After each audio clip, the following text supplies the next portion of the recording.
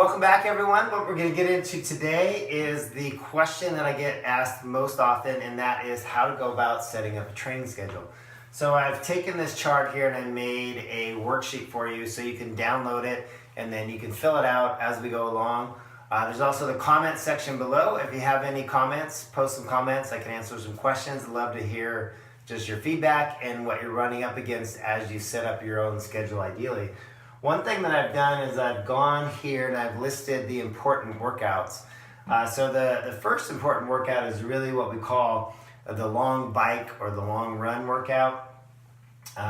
One of each of those, and then maybe that long bike will turn into a brick workout. Throughout the season that I put together, I always have key brick workouts, bike run workouts that get you ready for your triathlon regardless of that distance. Obviously for the longer stuff, those workouts are longer, and the sprint distance ones, they're shorter workouts. You know, a brick in a sprint distance can be a 10-mile bike and a 2-mile run, which is roughly 66% of your race. For as we get into Ironman, that could be what the athletes that I coach, they'll know it when I say the 75-15, the 75-mile bike ride, 15-mile run, right? It's a long workout, but Ironman's a long day. So we have those long workouts. We also have a swim distance workout. Then we have what I call the speed workouts. And again, thinking back to that first video, those of you who are just getting into it, we're not going to do any speed work and high intensity work. That's going to be all moderate work. But we can still dump in these as our second workout of the week for swimming, biking, running, and more at that moderate or / aerobic level.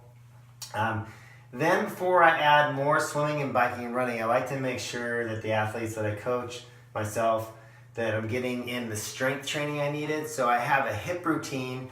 All of my workouts are 10 minutes typically, and I did that because when I was in physical therapy for a running injury, a lot of the workouts were 30, 40 minutes, and I found that I just wasn't getting them done. So I asked myself, what's the smallest amount of time that I can really maximize and get those workouts done? It ended up being 10 minutes. But now I do 10 minutes of strength training every day.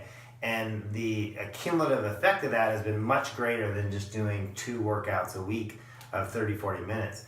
The other thing that happens with triathletes commonly is we feel like we have to swim, bike, and run more. And so the thing that gets left off soonest is the strength training. So we're going to make sure we keep in the strength training, even if it's only the hip series twice a week. That's what PTs, physical therapists, will really want is the hips and core to avoid injury. Okay.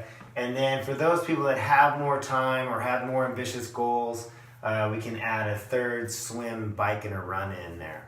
Okay, so when we're looking at our plan, you want to take into consideration how much time you have available each day to work out.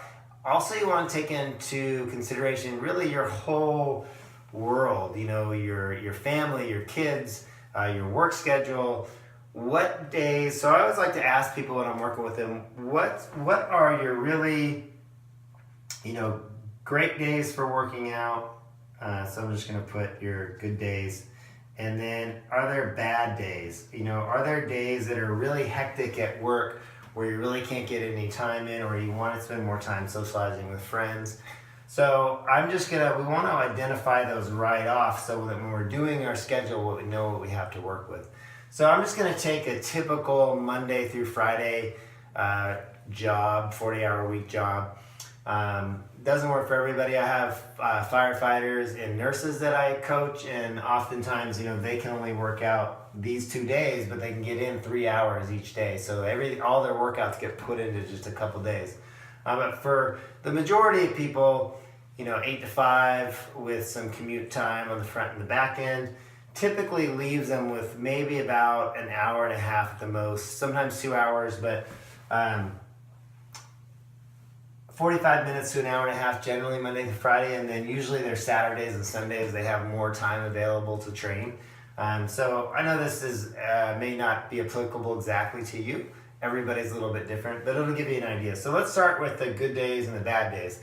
A lot of times people will tell me Friday is a rough day or a day they like to do more socializing, so we're going to just take and make Friday off. Okay, so we're going to leave Friday off the schedule. That'll be their rest day for the week.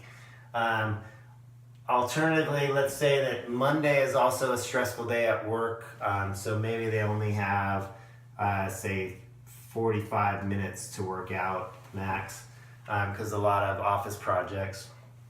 Okay, so Saturday ends up being their good day, and I'm just going to put 5 hours on here. They have 5 hours available. Now, if you're doing a sprint distance triathlon, you'll never need to do a 5-hour workout. If you're doing an Olympic distance workout, maybe your longest workout might be 3.5 hours, depending on what your goals are. And then Sunday, we'll say they want to spend more time with family, so we'll say that Sunday they're going to have 2 hours available to work out on Sunday. Tuesday through Thursday, we're just going to put that they have somewhere between 1 and 1.5 hours on those days. Most of the time, an hour is plenty. Okay, so that's what we have to work with as we lay out this schedule. So the first thing we want to do is we want to start putting in these long workouts. So we know that Saturday is the best day for a long bike ride. Biking takes the most amount of time. So that's why we want to identify that. You know, if you're training for, say, an Olympic distance and you're riding a 30-mile bike ride, that could take you maybe 2 hours, could take you somewhere up to maybe even 3 hours. So you want to have that time set aside. And then if you're doing a brick workout and biking afterward or running after your bike, you need more time for that. Okay? So let's plug in the long bike ride. So I'm going to put LB, long bike, and then I'm also going to put brick. So this is when we would do our brick workouts. It also gives us the option of maybe doing a transition run there. Transition run being just a quick 10, 15, 20-minute run after the bike ride. Okay? So I'm going to check those off as I go.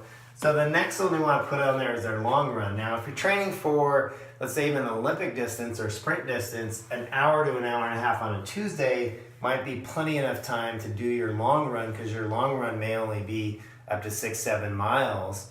Right, if you're running a 9-minute pace, 7 miles is 63 minutes.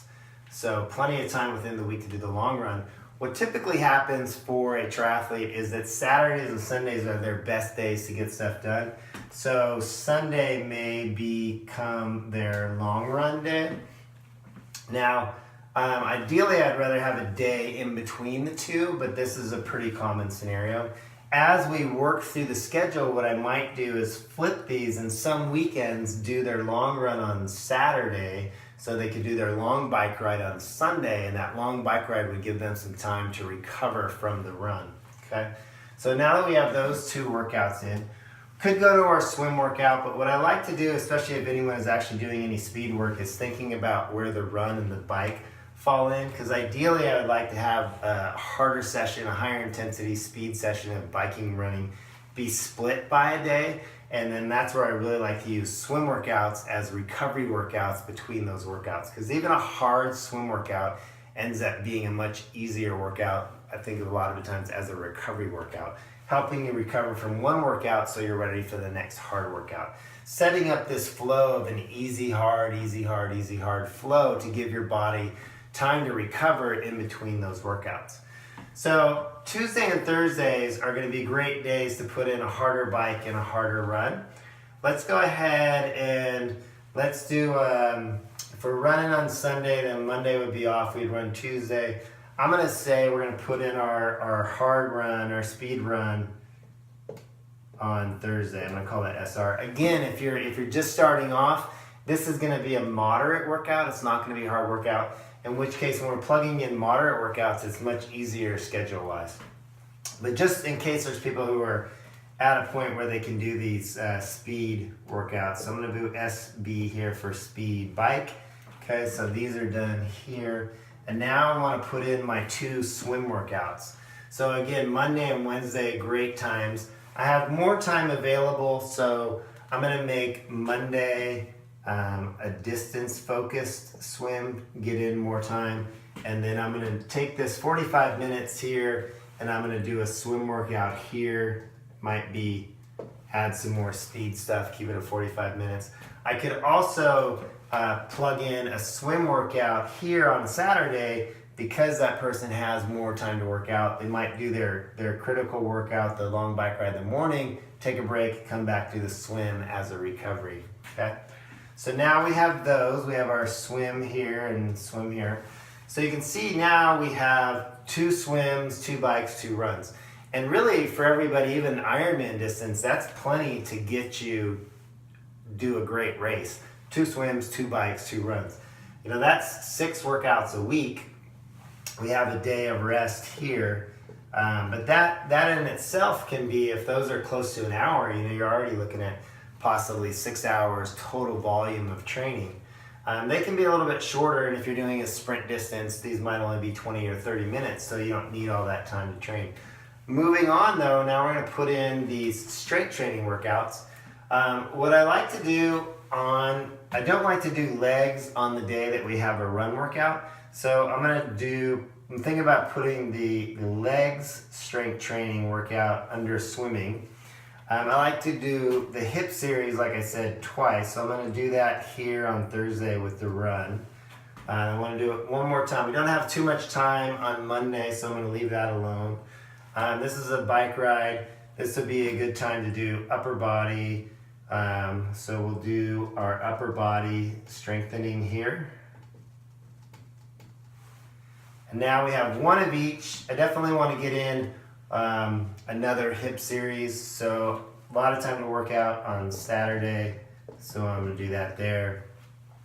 I can see here what I could also do is I could do hips on Tuesday, Thursday, and then do upper body on Saturday and legs workout on Wednesday. Just another way of flipping that around.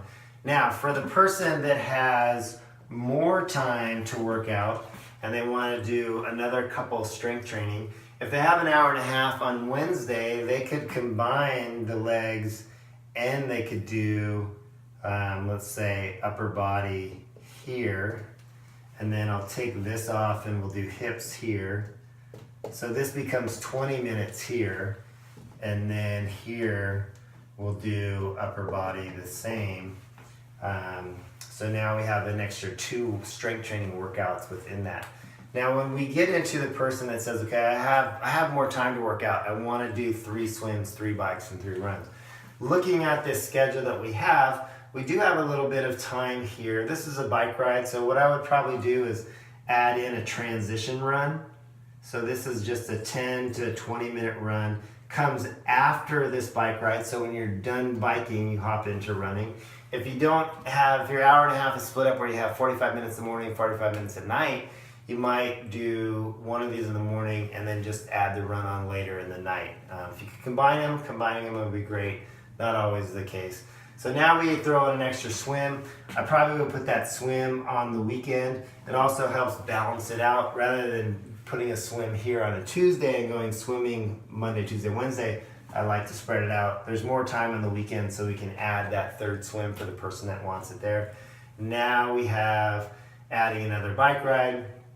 Here, I would probably try to add the bike ride on Thursday. It would either be Thursday or Wednesday because these have an hour and a half both. So one of those 2 days, I would add a bike ride for the schedule. Now we have 3 swims, 3 bikes, 3 runs. So you can begin to get an idea when you start plugging in your life schedule as well as your availability, thinking about what your goals are, the distance of the race, how much time you have to work out each week.